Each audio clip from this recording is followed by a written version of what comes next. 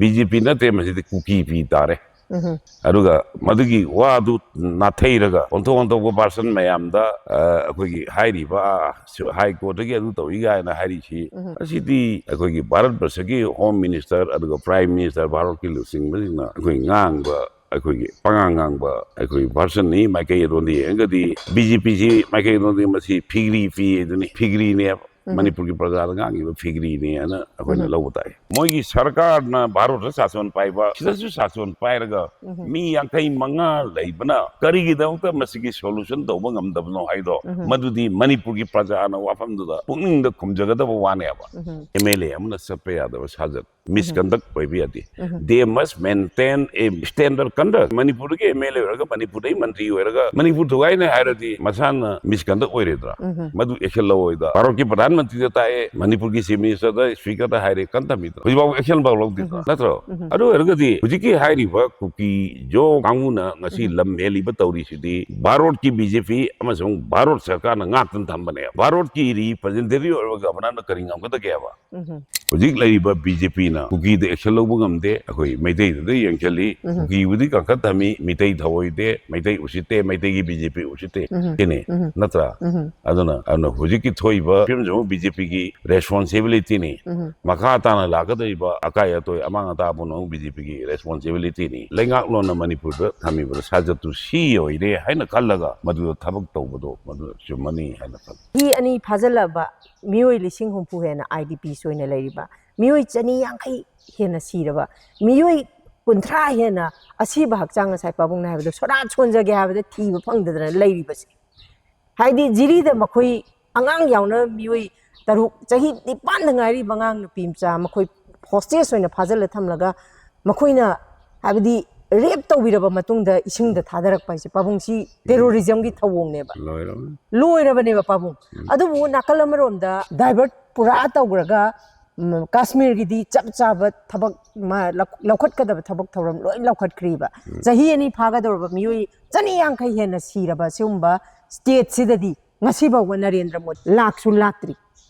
पुनम को खुरुमजरी अखोई new TV की माइकैदगी हौजी खोइना लेजरीबसी अखोई की पाबुंग ओजोय वेटरन पॉलिटिशियन की युम अखोई की संगाइदनी अखोई टीम अखोई न्यू टीवी की टीम अखोई खरगा पुन्ना अखोई पाबुंग की युमदा हौजिक लैरिबा मणिपुर की सिचुएशन असिदा तोंगान तोंगान बा इशूदा अखोई पाबुंग गा वारी साननबगी खुदोंग चाबदु पिबीबसिमक्सु पाबुंग थागचरी पाबुंग thank you very much welcome thank you okay पाबुंग ngasi si khoigi haukiba megi tang ahum lisingani ga kulga humdoi da kuki amadi maitai ani gi marakta haukiba conflict sigi chahi ani subo ina tongan tongan ba civil society organization na koigi kokomi na su achauba responsibility lawidana people convention haidana koi khuman lampak ta pangthui arambai tengol na su pangthui adagi amuko gi maikai dagi su folks gi su sumaina pangthui अदुबु सिगी अमुक अमुक कुकी गिसु मखोगी separation day हाइदना पांगथुई हाइरिबा separation day सिगी दमक्तसु खोगी चुराचांदपुर अदुगा कांगपोकपी अदुगा तमेंगलोंग हाइबा डिस्ट्रिक्ट अहुम सिदा मैजिस्ट्रेट ना अदुम मखोगिसु पांगथोकपगी अयाबासु पीरी पाबुंग सी सुमाइना चही अनि फारकपसिगी मतांगदा पाबुंगी ओइबा मोटी करी करी दि थंबिंग पाबुंग अंतंग थंबि महाराज गंभीर सिंह की मोंफम लंथमालदा लैरिबा मसिदा अखोगी ngasi मे अहुम थांगे नमित 2025 कुमजा लिसिंग अनि समना मंगा की नमित असिदा मणिपुर कुकी अमसुंग मैते की मनुंग लैरिबा कम्युनल क्लास मधुगी सही अनि मपुंग पाबा नमिने सही अनि मपुंग पाबा नमिसि निंगजेंग बोइना अखोई ngasi langthabalda महाराज गंभीर सिंह की मोंफमदा होजिकी हारिबा कॉम्प्लेक्स देदा कोई मणिपुर लेबा ऑर्गेनाइजेशन अहोम अथौबा सिंगी लिलम थीबा लो महाराज नरसिंह मेमोरियल कमिटी सही तरेत खुंताकपा महाराज गंभीर सिंह अमसुंग अथौबा निसिंग लो हाइबा संस्थान अहुम सेलगा फंक्शन असि मापनदगी हौरगा पांथोकपने पांथोइबसि चाही अनि सुबगी मसी मरु मरमदी मणिपुर की राजनीति की इतिहास ता मतमदा 1890 to 1825 ता चाही तरेत खुंता की बगी इतिहास की राजनीति पॉलिटिकल हिस्ट्री की राजनीति की ओइबा इतिहास की वारी दो ngasi मणिपुर की राजनीति दा थोइदो हेनोना मरी लेने रे मोर रिलेवेंट याम रिलेवेंट ओइ रे अखोइना खंगी मदुदी चाही तरेत करम खुंता के चाही तरेत खुंता पा निंथौ मचिन मनाव मरक्ता शक्ति मुनबदगी सिंहासन मिकानबदगी मतमदुगी कबोगी निंथौदा चल्लगा कबोगी मतेंग लौरगा मणिपुर सी कबोना लान तारक्तना सही तरेत खुंताबुदु थोकिबनी सही तरेत खुंताबुदु थोक्रब मतमदा अखोइ मतम अमगी सही कयादगी लाकपा अखोइगी कैनो हाइतारे मबुंगदा नुंगाइतबा लमन खुमनिंगबगी वाखलोन अमदा मतमदुगी कबोगी शासनना मैतै हैबा प्रूफसी मणिपुरदगी पूरा मुथतनबा ethnic cleansing genocide koi sathare madu sahi teret khunta patuda matamadu kabo ilami singna mitei napa sing pharaga makuta yairina leyanga pareng lengna singapu ba du kana gumba lamhelak yaurgati ma kokna hatokpa aduga imung de leiriba angang nupa masa nupi masa angang kinki nungpak ta hayatna hatpa aduga madu hatpa ngamuk tarap kanda yam khomdelaga yum amada morok thara hatpa maduda gi matung tarak pada मैथई नुफी मपुरब सीख्रब नत्रग मपुरब चेंख्रब मचा मांख्रब मचा हाख्रब मैथई नुफी मयाम मयुमद लुख्रा ओइना नत्रग नाइतोमना लेहौबसिंगदा मतमदुगी कबोगी निंथौसिंगना कबोगी शासनदुना मणिपुरदा पालिबा अखोइगी निंथौ कबोगी कबोना हापा कबोगी मखोंग कोलगा लेरिबा निंथौदुना अखोइ yum खुदिंगदा चंगगा नुपासिंदु यारेकनाबा हाइदना Meitei हारिबा fruit असी मालेंगी दगी मुथनबा होनरे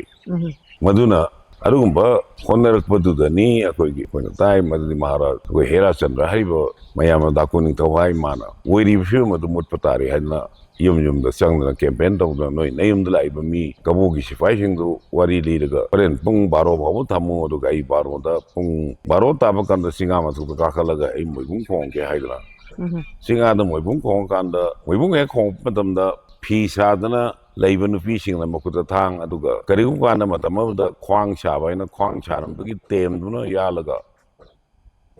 अदुमाइन तौना हातना अखोइगी मैतैगी इज्जत कन्नबो होनरकपा अदुगा अदुमाइना माकी सिंहासन माकी निंथौइबगी खुबमना Louis हाइदना जाति अछि मुटपा बुदि मागी खुबमना निंथौगी खुबमना Louis हाइदना कबोगी निंथौगी मखोंग कोलगा हिंगबा अदुगुंबा फुरुप अदुगुंबा निंथौ कांबु अदुदगी तोंगानबा मी कांबु खरा थोक्तना जॉर्जित sorry अखोइगी महाराज नरसिंह गंभीर सिंह नरसिंह मोइ थोरक्तना ब्रह्मादा कनोदा कसादु चेलगा मणिपुर लेंबी सेमगा अमु हन्ना लांदारगा अखोइ मणिपुर उदा तौरई ngasiगी शासनदा पावरगी फमगी सिंहासनगी चौकरीगी शासन हेन लुई हाइबा वखलोंदो मदुदा चाही अनि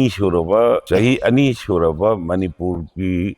चाही तरेत खुंताकपगा सब मानबा अदुगुंबा खुंताक लांसीबगी शासन अमा लैबा कांदा हौजिक लैरिबा भारत वर्ष की शासन बीजेपी ने लीड तौरीबा ngasiगी भारत की शासन अखोइगी हुजिक लैरिबा मणिपुर की इरांग से मसैदा तसेंगना इरांग असि लोइसन्नबा अदुगा तसेंगना तौरीबा फिल्म असि लोइसन्नबगी चपचाबा एक्शन लौखटपा उदे अखोइना कांग्रे मदुदी सोक लिसिंग अनि कुनलुमदोगी मे की अहुमदो होरकपनिना मदुगी सही दुदी भारत वर्ष की प्रेसिडेंट ना भारत की पार्लियामेंट दा एड्रेस तौबा मतमदा मदुगी वाफमदो पनबा नंगौते 2024 की भारत की पार्लियामेंट दा भारत की प्रेसिडेंट ना एड्रेस तौबा मतमदा हुजिक हारिबा मणिपुर की वाथोकसे वाही अम होक पंदे अइना स्वाइदा निंगसंबा याबदी भारत की राष्ट्रपति ना भारत की पार्लियामेंट दा जाति दा पीबा पाउजेल दा हाइस करम आइटम यावगनी करम मरु होय यावगनी हाइता हौगिबा सहीदा तौगिबा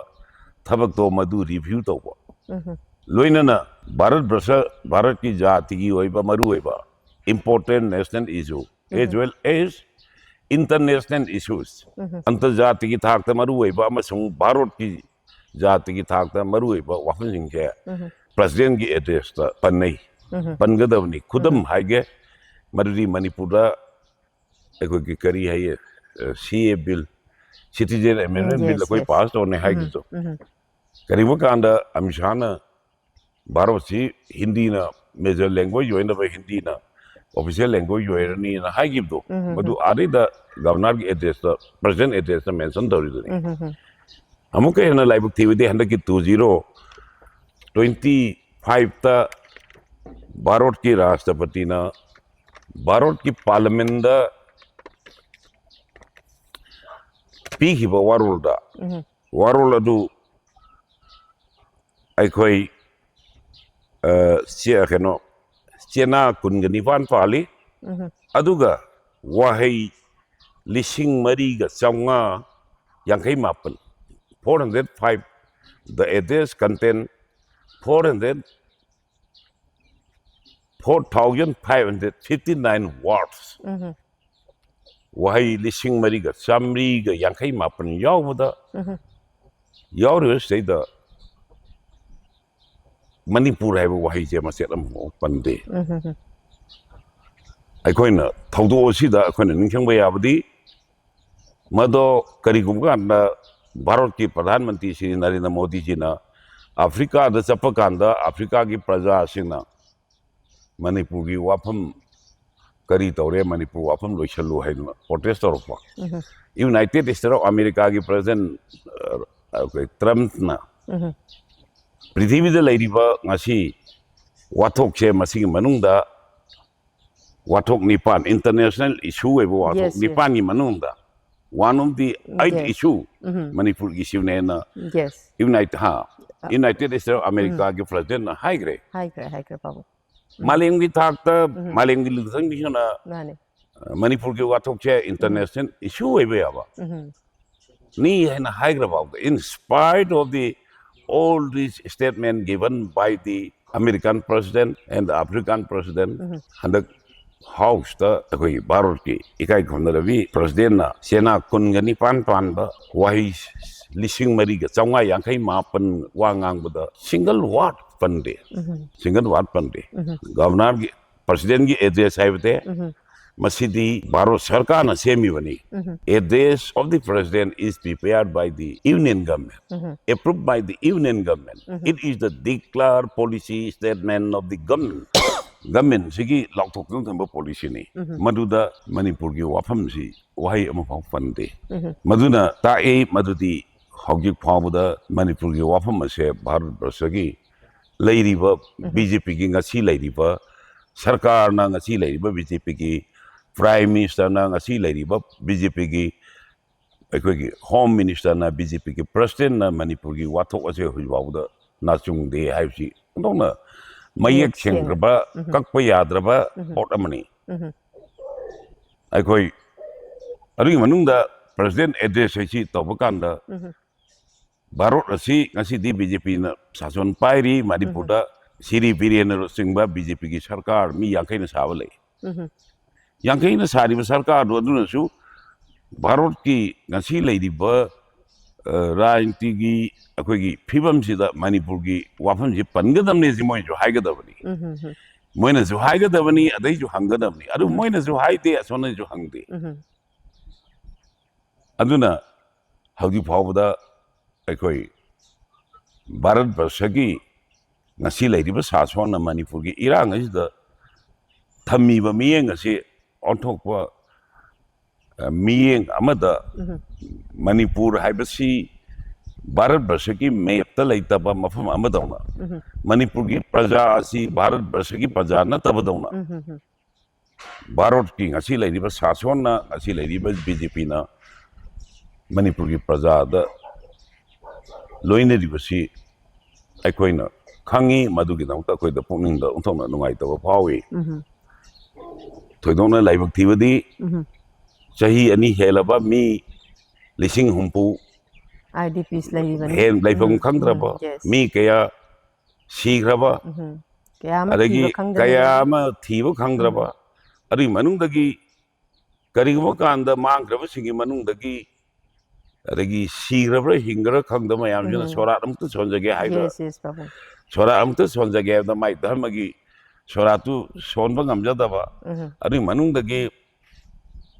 अखोगी सीगिबा मयाम अमगी मोंफम मसी हुजिक सीगिबा मयाम मसीगी मोंफम मसी नापी हौद्रिबा सिगुम्बा ꯑꯩꯈꯣꯏꯒꯤ ꯌꯥꯝꯅ ꯂꯨꯔꯕ ꯑꯩꯈꯣꯏꯒꯤ ꯊꯋꯥꯏ ꯅꯨꯡꯉꯥꯏꯇꯅꯤꯡꯉꯥꯏ ꯑꯣꯏꯕ ꯇꯟꯖꯥ ꯑꯁꯤꯗ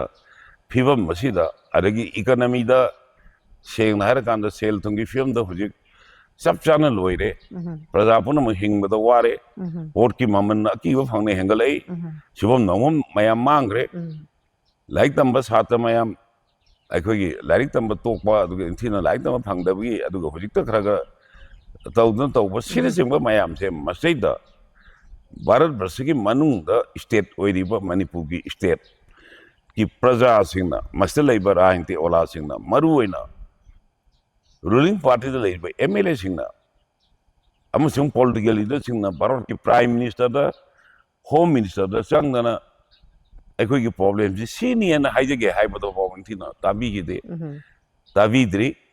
ꯑꯦꯄꯣꯏꯟꯃꯦꯟ ꯄꯤꯔꯛꯇ꯭ꯔꯤꯕꯅꯤꯅꯦ ꯄꯥꯕꯨꯡ ꯑꯗꯒꯤ BJPꯒꯤ ꯂꯨꯆꯤꯡꯕ ꯃꯌꯥꯝ BJPꯒꯤ ꯄ꯭ꯔꯦꯁꯤꯗꯦꯟ BJPꯒꯤ ꯃꯟꯇ꯭ꯔꯤ BJPꯒꯤ MLA ꯃꯌꯥꯝ ꯆꯠꯂꯗꯅ ꯑꯗꯩꯗ ꯋꯥ ꯍꯥꯏꯖꯒꯦꯗ ꯑꯩꯈꯣꯏꯒꯤ ꯃꯗꯨ ꯍꯥꯏꯕ ꯌꯥꯍꯟꯗ꯭ꯔꯤ ꯗꯦꯃꯣꯀ꯭ꯔꯦꯇꯤꯛ ꯀꯟꯇ꯭ꯔꯤ ꯑꯃꯗꯗꯤ ꯑꯩꯈꯣꯏꯁꯨ ꯀꯔꯤꯒꯨꯝꯕ ꯀꯥꯟꯗ ꯃꯅꯤꯄꯨꯔꯗ ꯍꯧꯖꯤꯛ ꯂꯩꯔꯤꯕ ꯑꯌꯥꯝꯕ ꯔꯥꯖꯅꯤꯇꯤ ꯑꯣꯂꯥꯁꯤꯡ ꯃꯅꯤꯄꯨꯔꯒꯤ ꯄ꯭ꯔꯖꯥ ꯑꯌꯥꯝꯕꯁꯤꯡ ꯑꯁꯤꯗꯤ ꯇꯣꯉꯥꯟ ꯇꯣꯉꯥꯟꯕ ꯂꯩꯕꯥꯛꯇ ꯂꯣꯏꯅ ꯆꯠꯅꯕ ꯉꯥꯛꯅꯤ I have visited a number of countries democratic countryꯗ president ꯅꯠꯇ꯭ꯔꯒ prime ministerꯒ ꯍꯥꯏꯁꯤ ꯀꯩꯁꯨ ꯊꯣꯏꯗꯣꯛꯅ ꯌꯥꯝꯅ ꯂꯨꯅ ꯍꯦꯛꯇ ꯖꯇꯥꯝ ꯑꯣꯏꯅ ꯂꯧꯅꯗꯦ ꯃꯇꯝ ꯑꯃꯗ ꯑꯩ ꯀꯩꯅꯣꯗ ꯑꯩ ꯃꯣꯁꯀꯣꯗ ꯑꯅꯤ ꯑꯍꯨꯝꯂꯛ ꯆꯠꯀꯥꯟꯗ ꯃꯇꯝꯗ ꯒꯣꯔꯕꯆꯦꯞꯀꯤ ꯃꯇꯝꯅꯤ ꯑꯗ ꯃꯣꯏ ꯃꯌꯥꯝ ꯑꯗꯨꯝ ꯃꯤꯁꯇꯔ ꯒꯣꯔꯕꯆꯦꯞ ꯍꯥꯏꯗꯦ ꯃꯣꯏꯗꯤ ꯑꯩꯉꯣꯟꯗ ꯒꯣꯔꯕꯆꯦꯞ ꯍꯥꯏ mister Gorbachev is very bad mister Gorbachev is very good ꯁꯤ ꯍꯥꯏꯗꯅ ꯗꯦꯃꯣꯀ꯭ꯔꯦꯇꯤꯛ ꯀꯟꯇ꯭ꯔꯤ ꯑꯃꯗ ꯂꯩꯔꯤꯕ ꯁ꯭ꯇꯦꯠꯁꯤꯒꯤ ꯄ꯭ꯔꯖꯥꯅ ꯋꯥ ꯈꯔꯈꯛ ꯂꯝꯗꯝꯁꯤꯒꯤ ꯋꯥ ꯈꯔꯈꯛ ꯍꯥꯏꯖꯒꯦ ꯍꯥꯏꯕꯗ ꯇꯥꯕꯤꯗꯕ ꯍꯥꯏꯕꯁꯤ ꯇꯁꯦꯡꯅꯃꯛ ꯃꯅꯤꯄꯨꯔꯁꯤ ꯚꯥꯔꯠ ꯕꯔꯁꯀꯤ ꯃꯅꯨꯡꯗ ꯂꯩꯇꯕ ꯃꯅꯤꯄꯨꯔꯒꯤ ꯄ꯭ꯔꯖꯥ ꯑꯁꯤ ꯑꯩꯈꯣꯏꯒꯤ ꯚꯥꯔꯠꯀꯤ ꯅꯥꯒꯔꯤꯛ ꯑꯃꯗꯧꯅ ꯁꯤꯇꯤꯖꯦꯟ ꯑꯃꯗꯧꯅ ꯂꯧꯗꯕ ꯃꯅꯤꯄꯨꯔꯒꯤ ꯄ꯭ꯔꯖꯥ ꯑꯃꯁꯨꯡ ꯃꯅꯤꯄꯨꯔꯒꯤ ꯔꯥꯖꯅꯤꯇꯤ ꯑꯣꯂꯥꯕꯨ ꯁꯣꯛꯅꯕ ꯌꯥꯗꯕ ꯁꯝꯅꯕ ꯌꯥꯗꯕ ꯍꯔꯤꯖꯣꯟ ꯍꯥꯏꯗꯅ ꯃꯇꯝ ꯑꯃꯗ ꯍꯥꯏꯔꯝꯕ ꯑꯟꯇꯆꯦꯕꯜ ꯂꯩꯗꯣ ꯑꯗꯨꯒꯤ ꯚꯥꯞꯇ ꯂꯧꯕ ꯑꯗꯨꯅ ꯃꯗꯨꯒꯤ ꯐꯤꯕꯝꯗ ꯂꯧꯕ ꯀꯥꯟꯗ ꯁꯤꯗ ꯂꯩꯔꯤꯕ BJPꯒꯤ ꯑꯩꯈꯣꯏꯒꯤ ꯁꯔꯀꯥꯔꯅ ꯁꯤꯗ ꯂꯩꯔꯤꯕ BJPꯒꯤ ꯄꯥꯔꯇꯤꯁꯤꯅ ꯋꯥ ꯑꯃ ꯍꯥꯏ ꯉꯝꯖꯗꯕ ꯑꯗꯨꯅ ꯍꯧꯖꯤꯛꯇꯤ ꯃꯅꯤꯄꯨꯔꯒꯤ ꯁꯥꯁꯣꯟꯗ ꯑꯩꯈꯣꯏꯅ ꯎꯔꯦ ꯃꯗꯨꯗꯤ ꯁ꯭ꯇꯦꯠꯀꯤ ꯁꯔꯀꯥꯔꯒꯤ ꯑꯇꯅꯃꯤꯗ ꯆꯤꯐ ꯃꯤꯅꯤꯁꯇꯔꯒꯤ ꯁꯛꯇꯤ ꯃꯥꯅ ꯇꯧꯕ ꯉꯝꯕ ꯁꯛꯇꯤ ꯃꯌꯥꯝꯗꯨ ꯄꯨꯂꯞ ꯚꯥꯔꯠ ꯁꯔꯀꯥꯔꯅ ꯄꯥꯏꯁꯟꯈ꯭ꯔꯦ ꯖꯨꯗꯤꯁꯤꯌꯥꯔꯤ ꯂꯣꯏꯔꯦ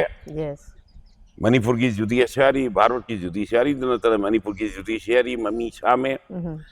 ꯉꯁꯤꯒꯤ ꯖꯨꯗꯤꯁꯤꯌꯥꯔꯤꯗ ꯄ꯭ꯔꯖꯥꯒꯤ ꯊꯥꯖꯕ ꯋꯥꯠꯂꯛꯏ ꯉꯁꯤꯒꯤ ꯄ꯭ꯔꯦꯁꯀꯤ ꯃꯅꯤꯡꯇꯝꯕ ꯂꯩꯇꯦ ꯃꯅꯤꯄꯨꯔꯒꯤ ꯁꯤꯠ ꯍꯨꯝꯐꯨꯅ ꯁꯥꯕ MLA ꯆꯍꯤ 2 ꯃꯩ ꯍꯧꯗꯅ ꯂꯥꯟ ꯁꯣꯛꯅꯔꯨꯁꯤꯗꯩꯗ ꯁꯦꯀꯦꯟ ꯋꯥꯔꯜ ꯋꯥꯔꯗ ꯂꯥꯟꯒꯤ ꯃꯇꯝꯗ ꯁꯦꯀ꯭ꯔꯦꯠ ꯁꯤꯇꯤꯡ ꯐꯝꯗꯅ ꯅꯠꯇ꯭ꯔꯒ ꯋꯥꯔ ꯀꯦꯕꯤꯅꯦꯠ ꯐꯝꯗꯅ ꯋꯥꯔ ꯁꯤꯇꯤꯡ ꯐꯝꯗꯅ ꯈꯟꯅꯒꯗꯕꯗꯨ ꯑꯦꯁꯦꯝꯕ꯭ꯂꯤ ꯐꯪꯁꯟ ꯇꯧꯕ ꯉꯝꯍꯟꯗꯦ ꯂꯩꯕꯥꯛ ꯑꯁꯤ ꯍꯧꯖꯤꯛ ꯑꯃꯨꯛ ꯑꯩꯈꯣꯏ ꯁꯥꯟꯇꯤ ꯑꯣꯏꯔꯕ ꯀꯥꯟꯗ ꯑꯩꯈꯣꯏ ꯆꯞ ꯆꯥꯅ ꯑꯩꯈꯣꯏ ꯃꯅꯤꯄꯨꯔꯗ ꯑꯩꯈꯣꯏꯒꯤ ꯇꯦꯔꯤꯇꯣꯔꯤꯌꯦꯜ ꯏꯟꯇꯤꯒ꯭ꯔꯤꯇꯤ ꯑꯩꯈꯣꯏꯒꯤ ꯏꯊꯅꯤꯛ ꯑꯥꯏꯗꯦꯟꯇꯤꯇꯤ ꯑꯩꯈꯣꯏꯒꯤ ꯂꯚ ꯑꯦꯟ ꯑꯩꯈꯣꯏ ꯀꯥꯡꯂꯨꯞꯀꯤ ꯃꯔꯛꯇ ꯆꯥꯟꯅ ꯆꯤꯟꯅꯅ ꯅꯨꯡꯁꯤꯅꯅ ꯍꯤꯡꯕ ꯐꯤꯕꯝꯗꯨ ꯑꯃꯨꯛ ꯍꯜꯂꯛꯀꯗ꯭ꯔꯥ ꯍꯜꯂꯛꯑꯣꯏꯗ꯭ꯔꯥ ꯍꯥꯏꯕꯁꯦ ꯆꯍꯤ ꯀꯌꯥꯒꯤ ꯃꯇꯨꯡꯗ ꯑꯣꯏꯒꯗ꯭ꯔꯥ ꯀꯅꯥꯅꯁꯨ ꯍꯥꯏꯕ ꯉꯝꯗꯦ ꯑꯩꯈꯣꯏ ꯃꯅꯤꯄꯨꯔꯒꯤ ꯉꯁꯤ ꯂꯩꯔꯤꯕ ꯃꯅꯤꯄꯨꯔ ꯖꯥꯇꯤꯒꯤ ꯑꯗꯨꯒ ꯁ꯭ꯇꯦꯠꯒꯤ ꯐ꯭ꯌꯨꯆꯔ ꯀꯔꯤ ꯑꯣꯏꯒꯗꯒꯦ ꯍꯥꯏꯁꯦ ꯀꯅꯥꯅꯁꯨ ꯉꯁꯤꯗꯤ ꯍꯥꯏꯕ ꯉꯝꯗꯦ ꯑꯗꯨ ꯐ꯭ꯌꯨꯆꯔ ꯂꯩꯇꯕ ꯖꯥꯇꯤ ꯑꯃꯅ ꯀꯔꯝꯍꯥꯏꯅ ꯍꯤꯡꯒꯗꯒꯦ ꯐ꯭ꯌꯨꯆꯔ ꯂꯩꯇꯕ ꯑꯉꯥꯡ ꯑꯃ ꯐ꯭ꯌꯨꯆꯔ ꯂꯩꯇꯕ ꯃꯤ ꯑꯃ ꯍꯥꯎꯅ ꯄꯤꯖꯕ ꯂꯝꯕꯤ ꯁꯦꯝꯕ ꯌꯥꯏ ꯊꯣꯡ ꯁꯥꯕ ꯌꯥꯏ ꯍꯥꯎꯅ ꯄꯤꯖꯕ ꯌꯥꯏ ꯑꯗꯣ ꯑꯩꯈꯣꯏꯅ ꯍꯥꯎꯅ ꯄꯤꯖꯕꯗꯨꯗꯤ ꯑꯩꯅ ꯌꯦꯟ ꯂꯣꯏ ꯀꯥꯟꯗ ꯌꯦꯟꯗ ꯍꯥꯎꯅ ꯄꯤꯖꯔꯤ ꯊꯨꯅ ꯆꯥꯎꯔꯒ CRPꯒꯤ ꯁꯄ꯭ꯂꯥꯏ ꯆꯠꯅꯕ ꯍꯥꯏꯅ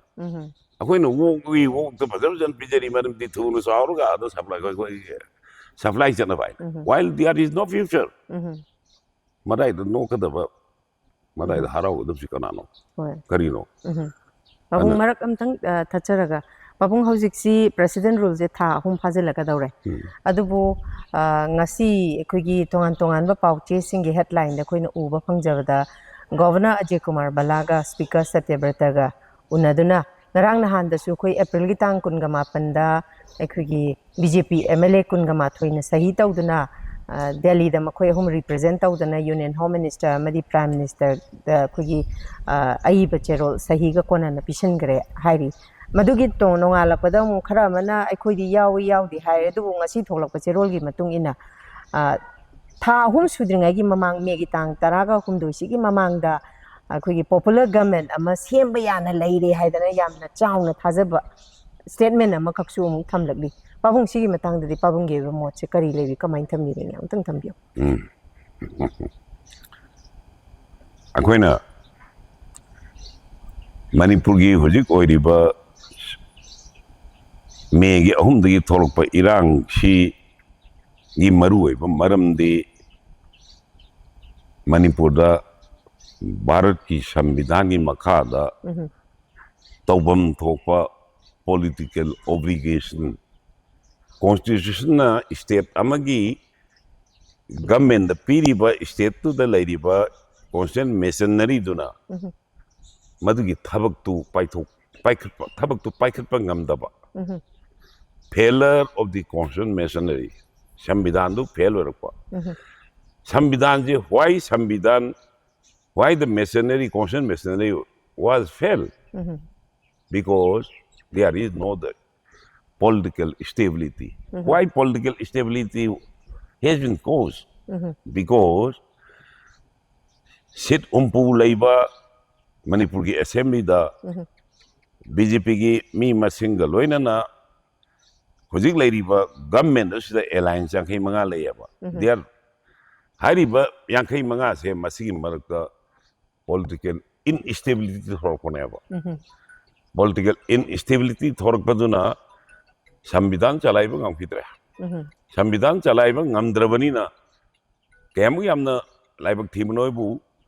हनकी मेगी तांग अहुम द थोरइबा लानसिदा अखोयगी सबसाबा स्टेट सिदा लैरिबा फोर्स अदुगी मदकता सिक्योरिटी एडवाइजर हापबा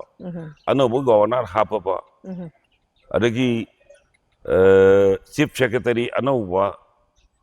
अदगी असिदे सिंगबा अदुगी मदकता हान लैरंबा स्टेट ता पिरंबा फोर्स मयामदुगी मदकता 60,000 security forces amka haina deploy tawraba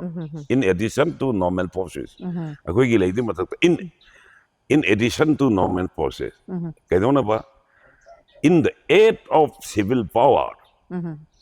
hojik mase thaja lei basi akoigi bharat ki samvidhan ki makha da manipur ki law and order ngana ba in the aid of civil power aduna ari laiba sivai sing do dc na sp na control tawna government na control tawna thamdana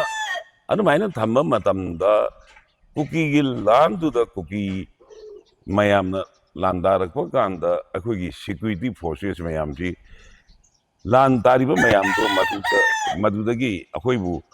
matong maram khangtana national flag thingaga security forces mayam ji nga aga kuki lalu mayam halak kanda akhogi leiba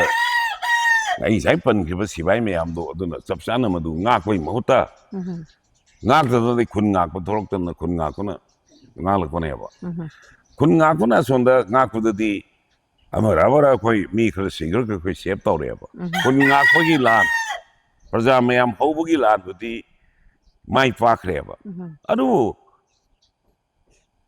chief minister wai ba sarkar vai ba moina tawgada ba संविधान की मखाद parliamentary devices constitutional devices में पूरा fail हो मरम because of the failure of the constitutional masonry because of the failure of the parliamentary devices संविधान की मखाद सोनगदब लांदुदी मतमदुगी लैरंब सिरी villain लुसिंग सरकार चप चान सिनब ngамदबदुना संविधान फैन होइग्रे कॉन्स्टिट्यूशन अदगी सी मयाम जी होइग्रे अदु अगदी अखोगी जाजाद हाइग्रे मदाइ दे याम हानगी गवर्नर न हाइग्रे दाइदा सेंट्रल गवर्नमेंट न हानगी गवर्नर इके अनुसिया बदुना हाइग्रे आई सेंट्रल गवर्नमेंट न मणिपुर की इंटरेस्ट अखोगी इशू सी थोइदम तवे सिदैद ओरंबा सुप्रीम कोर्ट की चीफ जस्टिस ओरंबा नुफा सिदै रिटायर तोगिन हाइरे ꯑꯗꯩ ꯁꯨꯄ꯭ꯔꯤꯝ ꯀꯣꯔꯠꯅ ꯍꯥꯏꯔꯒ ꯃꯅꯤꯄꯨꯔꯒꯤ ꯂꯣ ꯑꯦꯟ ꯑꯣꯔꯗꯔꯁꯤ ꯃꯅꯤꯄꯨꯔ ꯁꯔꯀꯥꯔꯅ ꯉꯥꯛꯆꯒꯗꯕꯅꯤ ꯑꯇꯩꯅ ꯉꯥꯛꯀꯗꯕ ꯅꯠꯇꯦ ꯀꯥꯏꯅ ꯑꯗꯨꯋꯥꯏꯗ ꯂꯣꯏꯅꯃꯛ ꯍꯥꯏꯈ꯭ꯔ ꯐꯥꯎꯗ ꯒꯃꯦꯟꯗꯨꯅ ꯂꯣ ꯑꯦꯟ ꯑꯣꯔꯗꯔ ꯉꯥꯛꯄ ꯉꯝꯗꯦ ꯕꯤꯀꯣꯖ ꯑꯣꯐ ꯗꯤ ꯄꯣꯂꯤꯇꯤꯀꯦꯜ ꯏꯟꯁꯇꯦꯕꯤꯂꯤꯇꯤ ꯔꯥꯖꯅꯤꯇꯤꯒꯤ ꯃꯣꯏ ꯃꯔꯛꯇ ꯕꯤꯖꯦꯄꯤꯒꯤ ꯃꯅꯨꯡꯗ ꯑꯦꯟꯁꯤꯄꯤꯒꯤ ꯃꯅꯨꯡꯗ ꯑꯇꯩ ꯑꯇꯩ ꯃꯅꯨꯡꯗ ꯃꯣꯏ ꯃꯅꯨꯡꯗ ꯂꯩꯔꯤꯕ ꯑꯦꯂꯥꯏꯟꯁ ꯄꯥꯔꯠꯅꯔ ꯃꯌꯥꯝꯁꯤꯒꯤ ꯇꯣꯈꯥꯏ ꯈꯥꯏꯅ ꯇꯧ ꯉꯝꯗꯗꯅ ꯃꯗꯩꯗꯤ ꯄ꯭ꯔꯖꯦꯜ ꯂꯥꯛꯈꯤꯕꯅꯦꯕ ꯑꯗꯨ ꯑꯣꯏꯔꯒꯗꯤ ꯍꯧꯖꯤꯛ ꯑꯩꯈꯣꯏ ꯂꯥꯛꯏꯕ ꯋꯥꯐꯝꯗꯤ ꯁꯔꯀꯥꯔ ꯑꯃ ꯁꯦꯝꯍꯟꯁꯦ ꯍꯥꯏꯔꯒꯗꯤ ꯃꯁꯥꯅ ꯑꯦꯅꯤꯃꯤꯇꯤ ꯁꯁꯄꯦꯟꯁꯟ ꯇꯧꯗꯅ ꯑꯥꯒꯁꯀꯤ ꯐꯦꯕ꯭ꯔꯨꯋꯥꯔꯤꯒꯤ ꯇꯥꯡ 8ꯗ ꯁꯤꯔꯤ ꯕꯤꯔꯦꯟꯅ ꯔꯤꯖꯥꯏꯟ ꯇꯧꯔ ꯃꯇꯨꯡꯗ 19ꯗ ꯑꯩꯈꯣꯏꯒꯤ 13ꯗ 18ꯗ ꯄ꯭ꯔꯖꯦꯟ ꯔꯨꯜ ꯂꯥꯎꯊꯣꯛꯏꯕ ꯃꯔꯝꯗꯤ 8ꯗ ꯔꯤꯖꯥꯏꯟ ꯇꯧꯔꯒ 11 ꯌꯧꯔꯒ 12 ꯌꯧꯁꯟꯈ꯭ꯔꯒꯗꯤ ꯄꯤ ꯑꯥꯔ ꯇꯧꯗ꯭ꯔꯗꯤ ꯌꯥꯔꯔꯣꯏꯕ ꯑꯗꯨꯅ ꯑꯦꯁꯦꯝꯕ꯭ꯂꯤꯁꯤ ꯀꯟꯅꯅꯕ ꯍꯥꯏꯗꯅ ꯇꯧꯔꯤꯅꯦꯕ ꯑꯦꯁꯦꯝꯕ꯭ꯂꯤ ꯀꯟꯅꯅꯕ ꯇꯧꯕꯁꯤꯗꯩꯗ ꯑꯦꯁꯦꯝꯕ꯭ꯂꯤꯗꯨ ꯀꯟꯈ꯭ꯔꯦ ꯑꯗꯨꯒ ꯑꯦꯁꯦꯝꯕ꯭ꯂꯤ ꯀꯜꯂꯒꯗꯤ ꯍꯧꯖꯤꯛ ꯂꯩꯔꯤꯁꯤ ꯁꯔꯀꯥꯔ ꯄꯥꯏꯔꯤꯕ ꯀꯥꯡꯕꯨꯗꯣ ꯑꯗꯨꯒꯤ ꯃꯅꯨꯡꯗ ꯌꯥꯅꯔꯛꯇꯅ ꯁꯔꯀꯥꯔ ꯑꯃ ꯁꯦꯝꯂꯛꯄꯅꯦꯕ ꯁꯔꯀꯥꯔ ꯄꯥꯏꯔꯤꯕꯒꯤ ꯃꯅꯨꯡꯗ ꯌꯥꯅꯗꯗꯅ ꯃꯣꯏ ꯂꯤꯗꯔꯗꯨ ꯌꯥꯏ ꯌꯥꯗꯦꯅ ꯁꯔꯀꯥꯔ ꯑꯃ ꯁꯦꯝꯂꯛꯄ ꯑꯣꯏꯔꯒꯗꯤ ꯄꯤ ꯑꯥꯔ ꯊꯝꯗꯅꯕ ꯑꯅꯧꯕ ꯂꯤꯗꯔ ꯑꯃ ꯈꯜꯂꯒ ꯑꯩꯈꯣꯏ 55 ꯂꯤꯗꯔꯁꯤ ꯂꯧꯊꯣꯛꯑꯦ 55ꯅ ꯑꯩꯈꯣꯏ ꯁꯤꯅ ꯂꯤꯗꯔꯁꯤ ꯈꯜꯂꯦꯁꯦ ꯑꯩꯈꯣꯏ ꯒꯚꯔꯅꯔꯗ ꯃꯗꯨ ꯍꯥꯏꯒꯗꯕꯅꯦꯕ ꯀ꯭ꯂꯦꯝ ꯇꯧꯒꯗꯕꯅꯦꯕ ꯑꯩꯈꯣꯏ ꯃꯁꯤꯡ ꯂꯩ ꯑꯩꯈꯣꯏ ꯁꯤ ꯑꯣꯏꯔꯦꯅ ꯑꯗꯨꯕꯨ ꯕꯤꯖꯦꯄꯤꯒꯤ ꯑꯣꯔꯒꯅꯥꯏꯖꯦꯁꯟꯒꯤ ꯃꯥꯏꯀꯩꯗꯒꯤ ꯕꯤꯖꯦꯄꯤꯒꯤ ꯂꯤꯗꯔꯒꯤ ꯃꯥꯏꯀꯩꯗꯒꯤ ꯑꯗꯨ ꯇꯧꯈꯤꯗ꯭ꯔꯦ ꯈꯟꯈꯤꯗ꯭ꯔꯦ ꯑꯗꯨꯅ ꯍꯧꯖꯤꯛ ꯄꯤ ꯑꯥꯔ ꯄ꯭ꯔꯖꯦꯟ ꯔꯨꯜ ꯇꯧꯈ꯭ꯔꯦ ꯄ꯭ꯔꯖꯦꯟ ꯔꯨꯜ ꯍꯥꯏꯗꯤ ꯃꯇꯝ ꯈꯔꯒꯤ ꯇꯦꯟꯅ ꯑꯦꯅꯤꯃꯤꯇꯤ ꯁꯁꯄꯦꯟꯁꯟ ꯇꯧꯕꯅꯤ ꯑꯗꯨꯒ ꯑꯦꯁꯦꯝꯕ꯭ꯂꯤꯗꯤ ꯐꯪꯁꯟ ꯇꯧꯍꯟꯗꯕ ꯑꯗꯨꯒ ꯃꯥꯏ ꯃꯊꯧꯗꯤ ꯇꯧꯍꯟꯗꯅ ꯊꯝꯕꯅꯦꯕ ꯑꯗꯨꯕꯨꯗꯤ ꯍꯪꯉꯤꯕ ꯀꯣꯏꯁꯟꯗꯤ ꯍꯧꯖꯤꯛ ꯁꯔꯀꯥꯔ ꯑꯃ ꯁꯦꯝꯒꯦ ꯍꯥꯏꯔꯒꯗꯤ ꯔꯨꯂꯤꯡꯒꯤ ꯄꯥꯔꯠꯅꯔ ꯑꯣꯏꯔꯤꯕ ꯍꯧꯖꯤꯛ ꯔꯨꯂꯤꯡꯗ ꯂꯩꯔꯤꯕ ꯃꯌꯥꯝꯁꯦ ꯃꯁꯤꯗ ꯄꯣꯂꯤꯇꯤꯀꯦꯜ ꯏꯁꯇꯦꯕꯤꯂꯤꯇꯤ ꯄꯣꯔꯛꯄ ꯍꯥꯏꯕꯁꯦ ꯒꯣꯚꯔꯅꯔꯒꯤ ꯉꯥꯛꯇ ꯅꯠꯇꯦꯕ it is not only the responsibility of the governor it is not the responsibility of the governor who is a constitutional authority. ꯃꯗꯨꯗ ꯁꯔꯀꯥꯔ ꯑꯃ ꯁꯦꯝꯕꯗ ꯄꯣꯂꯤꯇꯤꯀꯦꯜ ꯁ꯭ꯇꯦꯕꯜ ꯑꯣꯏꯔꯦ ꯁꯔꯀꯥꯔ ꯑꯃ ꯊꯝꯕ ꯌꯥꯔꯅꯤ ꯍꯥꯏꯗꯅ ꯍꯥꯏꯒꯗꯧꯔꯤꯁꯦ ꯃꯁꯤꯒꯤ ꯑꯦꯠꯃꯣꯁꯐꯤꯌꯥꯔ ꯑꯃ ꯁꯦꯝꯒꯗꯧꯔꯤꯁꯤꯗꯤ ꯏꯠ ꯏꯁ ꯑ ꯕꯤꯖꯦꯄꯤ ꯃꯦꯝꯕꯔ ꯏꯠ ꯏꯁ ꯑ ꯕꯤꯖꯦꯄꯤ ꯑꯣꯔꯒꯅꯥꯏꯖꯦꯁꯟ ꯕꯤꯖꯦꯄꯤ ꯑꯣꯔꯒꯅꯥꯏꯖꯦꯁꯟ ꯇꯧꯒꯗꯕꯅꯦꯕ ꯑꯩꯈꯣꯏꯗꯤ ꯆꯤꯐ ꯃꯤꯅꯤꯁꯇꯔ ꯂꯧꯖꯔꯣꯏ ꯑꯩꯈꯣꯏꯗꯤ ꯐꯝ ꯂꯧꯖꯔꯣꯏ ꯍꯧꯖꯤꯛ ꯂꯩꯔꯤꯕ ꯃꯅꯤꯄꯨꯔꯒꯤ ꯃꯩ ꯆꯥꯛꯏꯕ ꯍꯧꯖꯤꯛ ꯂꯩꯔꯤꯕ ꯃꯅꯤꯄꯨꯔꯒꯤ ꯃꯩ ꯆꯥꯛꯏꯕ ꯃꯅꯤꯄꯨꯔ ꯄ꯭ꯔꯖꯥꯅ ꯋꯥꯔꯤꯕꯒꯤ ꯃꯦꯞꯁꯤ ꯃꯣꯏ ꯃꯃꯥꯡꯗ ꯊꯝꯃꯒ ꯁꯔꯀꯥꯔ ꯑꯃ ꯁꯦꯝꯃꯒ ꯑꯩꯈꯣꯏ ꯂꯩꯕꯥꯛꯁꯤ ꯀꯟꯅꯕ ꯍꯣꯠꯅꯁꯤ ꯑꯩꯈꯣꯏꯗꯤ ꯀꯔꯤꯝꯇ ꯑꯇꯩ ꯀꯔꯤꯝꯇ ꯑꯩꯈꯣꯏ ꯂꯧꯖꯔꯣꯏ ꯀꯔꯤꯝꯇ ꯇꯧꯔꯣꯏ ꯍꯥꯏꯕꯒꯤ ꯋꯥꯗꯤ ꯑꯩꯈꯣꯏ ꯇꯥꯗꯦꯕ ꯑꯗꯨ ꯁꯔꯀꯥꯔ ꯁꯦꯝꯁꯦꯅ ꯍꯥꯏꯔꯒ ꯑꯩꯅ ꯑꯗꯨ ꯂꯧꯗ꯭ꯔꯗꯤ ꯌꯥꯗꯦ ꯑꯩꯅ ꯑꯗꯨ ꯂꯧꯗ꯭ꯔꯗꯤ ꯌꯥꯗꯦ ꯃꯥꯅ ꯑꯣꯏꯔꯗꯤ ꯌꯥꯗꯦ ꯍꯥꯏꯗꯤ ꯑꯗꯨꯅꯗꯤ ꯁꯣꯂꯨꯁꯟ ꯄꯤꯕ ꯉꯝꯃꯣꯏ ꯍꯥꯏꯅ ꯑꯩ ꯈꯜꯂꯦꯕ ꯑꯗꯨꯅ ꯑꯇꯣꯞꯄ ꯑꯃꯅ ꯑꯗꯨꯒ ꯑꯩꯈꯣꯏꯅ ꯅꯤꯡꯁꯤꯡꯕ ꯌꯥꯕꯗꯤ ꯁꯣꯛ 1982ꯗ ꯃꯅꯤꯄꯨꯔꯅ ꯏꯍꯥꯟ ꯍꯥꯟꯕ ꯁ꯭ꯇꯦꯠ ꯑꯣꯏꯈ꯭ꯔꯦ ꯑꯩ ꯄꯣꯂꯤꯇꯤꯛꯁꯇ ꯑꯩꯈꯣꯏ ꯆꯞ ꯆꯥꯕ ꯗꯥꯏꯔꯦꯛ ꯏꯂꯦꯛꯇꯣꯔꯦꯜ ꯄꯣꯂꯤꯇꯤꯛꯁꯇ ꯂꯥꯛꯇꯦ ꯑꯩꯗꯤ ꯑꯅꯤꯁꯨꯕ 74ꯗ ꯂꯥꯛꯄꯅꯤ ꯁꯣꯛ 1982ꯗ ꯃꯅꯤꯄꯨꯔꯅ ꯁ꯭ꯇꯦꯠ ꯑꯣꯏꯕ ꯃꯇꯝꯗꯒꯤꯅ ꯉꯁꯤ 2023ꯒꯤ ꯁꯥꯡꯉꯕ ꯆꯍꯤ 50-60 ꯆꯍꯤꯁꯤꯗ ꯀꯔꯤꯒꯨꯝꯕ ꯀꯥꯟꯗ ꯑꯩꯈꯣꯏ ꯁꯤꯒꯨꯝꯕ ꯀꯥꯡꯂꯨꯞꯀꯤ ꯏꯔꯥꯡꯒꯤ ꯃꯦꯅꯤ ꯆꯦꯂꯦꯟꯖꯦꯁ ꯃꯌꯥꯝ ꯂꯥꯛꯀꯦꯕ ꯅꯥꯒꯥꯒꯤ ꯃꯥꯏꯀꯩꯗꯒꯤ ꯑꯗꯒꯤ ꯑꯇꯣꯞꯄ ꯀꯝꯃꯨꯅꯤꯇꯤ ꯃꯥꯏꯀꯩꯗꯒꯤ ꯑꯗꯒꯤ ꯑꯇꯩ ꯖꯨꯟ 19ꯒꯤ ꯊꯣꯛꯈ꯭ꯔꯤꯗꯅ ꯁꯣ ꯃꯦꯅꯤ ꯆꯦꯂꯦꯟꯖꯦꯁ ꯃꯗꯩꯗ ꯂꯥꯛꯈꯤꯕ ꯀꯥꯟꯗ ꯃꯇꯝꯗꯨꯗ ꯂꯩꯈꯤꯕ MLAꯁꯤꯡ ꯁꯨꯃꯥꯏꯅ ꯃꯤ 55ꯁꯨ ꯂꯩꯇꯦ ꯔꯨꯂꯤꯡ ꯄꯥꯔꯇꯤꯗ ꯂꯩꯕ MLAꯁꯤꯡ ꯑꯣꯄꯣꯖꯤꯁꯟ ꯂꯩꯔꯤꯕ ꯃꯌꯥꯝꯗꯣ ꯃꯗꯨꯅ ꯇꯥꯟꯅꯗꯅ ꯑꯦꯁꯦꯝꯕ꯭ꯂꯤꯗ ꯋꯥꯔꯦꯞ ꯂꯧꯗꯅ ꯑꯗꯨ ꯃꯇꯝꯒꯤ ꯚꯥꯔꯠ ꯁꯔꯀꯥꯔꯗ ꯂꯩꯔꯤꯕ ꯂꯤꯗꯔꯁꯤꯡꯗꯣ ꯑꯗꯩꯗ ꯁꯤꯆꯨꯋꯦꯁꯟꯁꯤ ꯑꯦꯄ꯭ꯔꯥꯏꯖ ꯇꯧꯔꯒ ꯋꯤꯠ ꯗ ꯑꯩꯈꯣꯏꯒꯤ ꯀꯔꯤ ꯍꯥꯏꯅꯤ guidance and with the stewardship of the central leadership ꯃꯣꯏꯒ ꯇꯥꯟꯅꯗꯅ ꯑꯩꯈꯣꯏ ꯁꯤ ꯇꯧꯏ ꯍꯥꯏꯔꯒ ꯀꯟꯅ ꯉꯝꯈꯤꯑꯕ